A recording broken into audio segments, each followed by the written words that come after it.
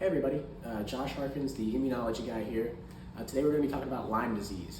Lyme disease is a bacterial infection that can spread to humans after being bit by a deer tick carrying the bacterium Borrelia burgdorferi, of which is a gram-negative spirochete bacterium. It's the most common tick-borne disease in the US, and it is transmitted to mammalian hosts by tick bites. In humans, it spreads from the bite site to the skin, joints, heart, and even the nervous system.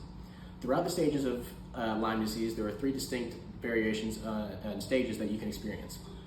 Stage 1 is the early localized Lyme disease before the bacteria spreads throughout the body. This is where you get flu-like symptoms and you have that bullseye rash that is highly characteristic of Lyme disease. The second stage is early disseminated Lyme disease, where it has begun to spread throughout the body. Here you can experience numbness and pain in the nerve area where you were bitten, weakness in muscles, heart problems, chest pain, or even shortness of breath. And then the third stage is late disseminated Lyme disease. This is where it has fully spread throughout the body and is characterized by abnormal muscle movement, joint swelling, muscle weakness, numbness and tingling, speech impairment, and even cognitive impairment. Antibiotic use early in the infection typically eradicates the infection in the early stages. However, if untreated, it can develop the chronic manifestations. This organism has also developed numerous mechanisms to evade the host immune response and establish those persistent infection states, of which we're going to take a more in-depth look at. I'll walk you through the innate immune evasion and then turn it over to the antibody boys, who are going to walk you through the B and T cell evasions to see just how this infection can persist within the body. So let's take a look. So let's talk about how Lyme disease can evade the innate immune system. Now, there are a number of different mechanisms in which Lyme disease can evade the innate immune system, but for time's sake, we wanted to focus in on two very important ones. The first one being attachment of tick vectors found in salivary proteins, which initiate the suppression of the host immune system. Now, this will slow multiple immediate immune responses, including the activation of skin macrophages, granulocyte recruitment to the site of infection, and suppression of chemokines and cytokines. The salivary proteins will also directly target mast cells, leading to the inhibition of interleukin 9, which typically occurs during skin infections. So the second mechanism that we're going to look at is interference at the site of infection, which can be seen through the disruption of the complement system. Now, this disruption can be seen through a variety of different mechanisms, including the acceleration rate of decay for C3 convertases. Complement regulatory proteins expressed by the bacteria cause a recruitment of factor H, which inhibits the activation of the alternative complement pathway. And the bacteria can also bind to C4 binding proteins, which are needed to induce the classical and lectin pathways. Ultimately, all three activation pathways are targeted through the various mechanisms the bacteria can produce, all of which severely cripple the innate immune response to Lyme disease.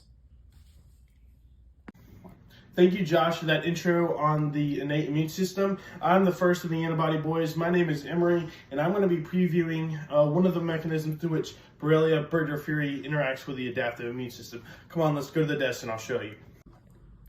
Hey y'all, we're at the workspace here, and we have a picture of a lymph node here, and this is the secondary lymphoid tissue, and we're just going to talk about how Borrelia burgdorferi interacts with the lymph tissue and how it disrupts it. So you see here that we have the germinal centers here in green, we have the cortex that immediately surrounds that in pink, we have the medulla here in red, and the T cell zone right here in the center of the lymph node. The B cell zone is about outside of it. So what we see is that the B cells will, once they find antigen, will migrate to the T cell zone where they form a B cell T cell cognate pair, and that'll come back and form this germinal center here in green. So what this pathogen does is it causes lymphadenopathy, or the swelling of the lymph nodes, and is caused by the presence of these spirochetes and these pathogens within the secondary lymphoid tissue. So whenever they get to the body, you have a massive amount of swarming to these tissues. It's going to cause massive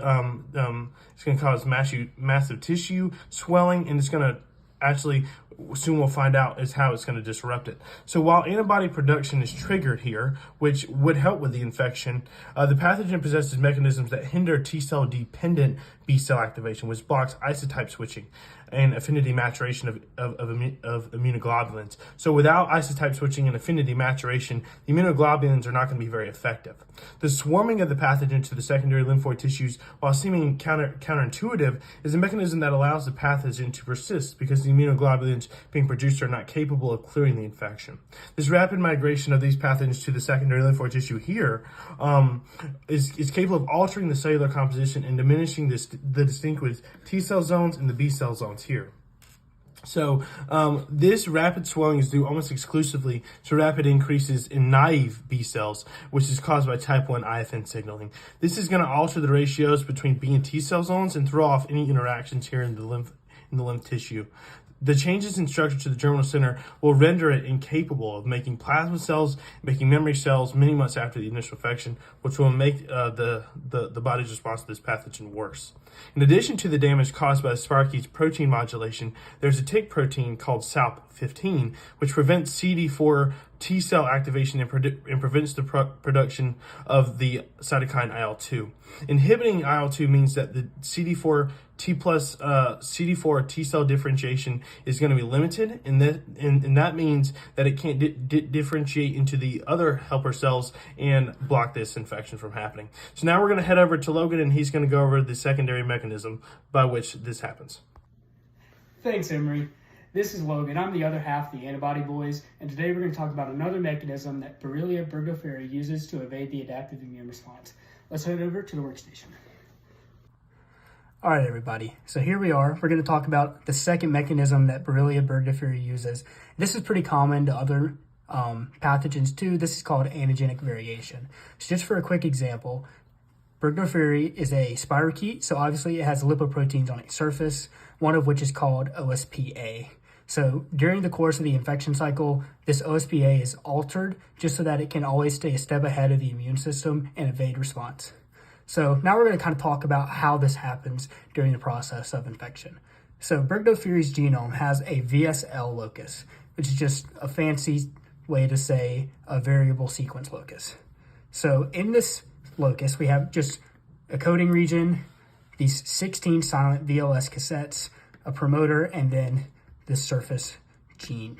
So these different VLS cassettes, they're called silent because they are typically not expressed in the organism. But what is unique is that on both ends of each cassette, marked by arrows here, there are direct repeats. These direct repeats are crucial because they allow any version of these cassettes to be imported right in front of the VLSE gene. These cassettes have highly variable regions in them, which allow the protein to change its sequence rapidly and always evade the immune response to just stay one step ahead of the response from T cells. Thank you. Well, thank you, Antibody Boys. That wraps up our topic of Lyme disease today. Thank you for tuning in to this episode of Josh, the Immunology Guy. Hope to see you next time.